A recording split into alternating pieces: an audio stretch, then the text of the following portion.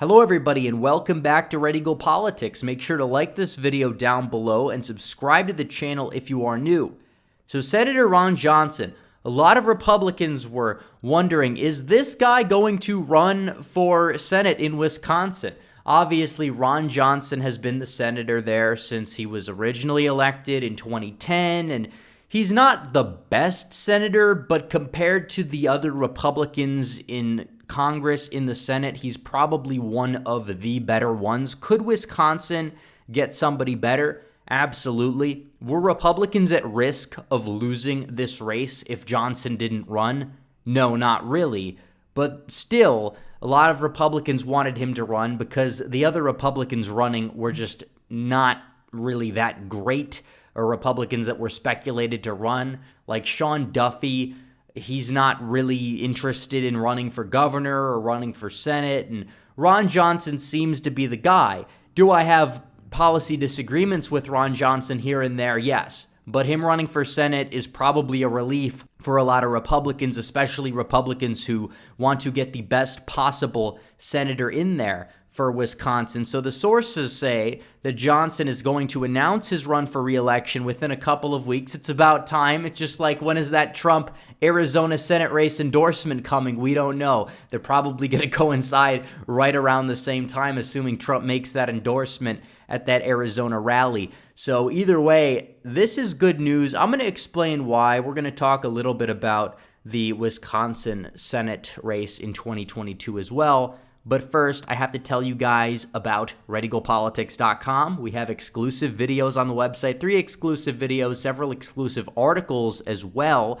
If you join for just 16 cents a day, you'll also be able to join the Discord server, which is pretty epic. We've got 100 members. It's actually extremely active. I'm active in there sometimes. We have a great community there, so make sure you join at redeaglepatriots.com for all those exclusive benefits. But also, we have to talk about my good friends over at Noble Gold, because something is not adding up with the economy. Stocks are at record highs, but the government just borrowed $5 trillion. Inflation is transitory, but just went up to 6.8%. Wages, gas, electricity skyrocketing. Well, a precious metals IRA with Noble Gold will help you avoid the worst of this. And this month, Noble Gold is giving away a free 10th ounce solid gold American Eagle coin with any qualifying plan you start. Call 877-646-5347 or visit noblegoldinvestments.com.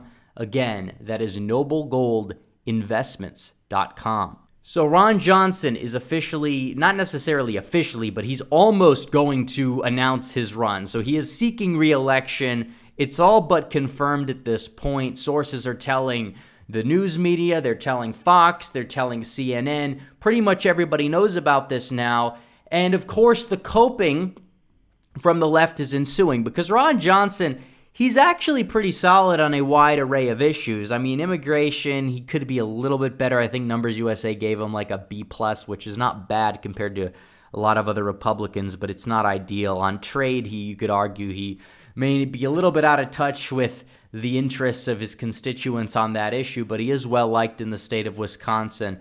And the left is coping about that fact, and they're saying, will this be the year that Ron Johnson's luck runs out, which is a joke.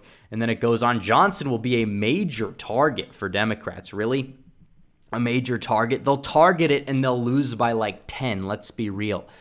We understand that, obviously. And he's definitely one of those people who started off in the Tea Party, who was a part of that Tea Party wave. He's sort of moving a little bit over to Trumpism from what we can understand. He's definitely been very tough on the Hunter Biden investigation. He was tough partially when it came to the 2020 aftermath, even though he voted to confirm the results. It hurt him a little bit within the base, obviously, but beyond that point, he has been solid when it comes to pushing back on the media narrative about an event that took place last January that we know. In fact, if you look even on Wikipedia, he specifically went on record to say that the event was a relative nothing burger, and that if BLM or Antifa rioters were there, that he would be a lot more worried, which is absolutely true. You probably would have to be a lot more worried if it were those groups of people instead of 80-year-old grandmothers that were kind of like lost, walking around carrying flags in the building, probably led in by the feds. Who knows what was going on? But either way, he had the guts to say that, which is a good sign. It's a sign that he is a little bit more of a real human being than originally thought. When it comes down to the 2020 election, he was tough on the aftermath of that as well. For a little while, could have been a little bit tougher on the issues, and he's definitely been a staunch defender of Donald Trump throughout his presidency, throughout all of the witch hunts. He actually did support the USMCA, which is a good sign when it comes to trade, because he's previously known as one of those like open market guys. So maybe he could be evolving a little bit. He could just be blowing the way that the wind does. But also keep in mind that he has been good lately when it comes to calling out mass immigration. That's also important. If they're going to be throwing out these just leftist slurs at Johnson, because Johnson is saying that the left is purposely altering demography for their electoral benefit, then it's pretty obvious that he's more on our side than one would originally think, and it's probably better that he's running instead of somebody like Scott Walker, who's just one of those Chamber of Commerce, Club for Growth conservatives who just defends big business above anything else. But beyond that point, we know that that's one of the reasons why the left is coping so hard. So I also wanted to talk about what will the margin be in the 2022 Senate election, because we look at his history. 2010, the polls early on said Feingold was going to win, but he wasn't like up by a significant amount. Johnson pulled ahead in the polls. He ended up winning by like 5.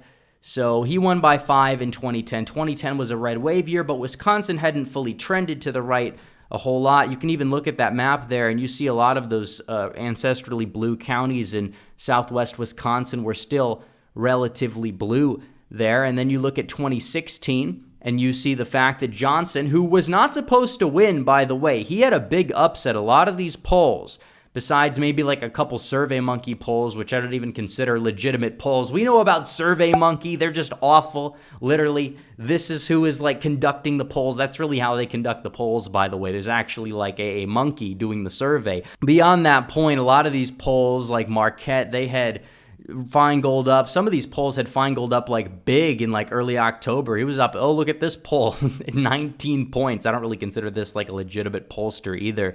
But even like Club for Growth had Johnson up by like 3. Monmouth had him up by 8. Monmouth is supposed to be, the election mafia says Monmouth is such a good poll, but not really. Emerson had him up by 5. But at the end of the day, even though the pollsters said, oh, this is going to be a flip, Feingold's going to win that seat back, guess what happened? No, he got shellacked. He lost by 3 or 4. And he outperformed Donald Trump, by the way, because of the support that he received in the WOW counties. But also, you could argue that Trump helped him win because Trump does carry that effect down ballot in like northern Wisconsin and some of these counties out here. But all these counties out here that narrowly went blue, like Vernon County, if you look at 2020, Trump won that by 5. In fact, 2022, and there's a lot of room to grow in some of these places, by the way, you're going to see a lot more trend to the right in 2022 because of the national environment, because of the way that certain areas have been moving over time. You take an R+5 environment 12 years ago, it's going to vote a lot differently in an R+5 environment now, and we understand this. So personally, I think that you look at who Johnson is going to be running against, he's likely going to be running against somebody who has their foot in the door of both like the Bernie wing and the Biden wing of the Democratic Party, probably somebody like Mandela Barnes, who was kind of selected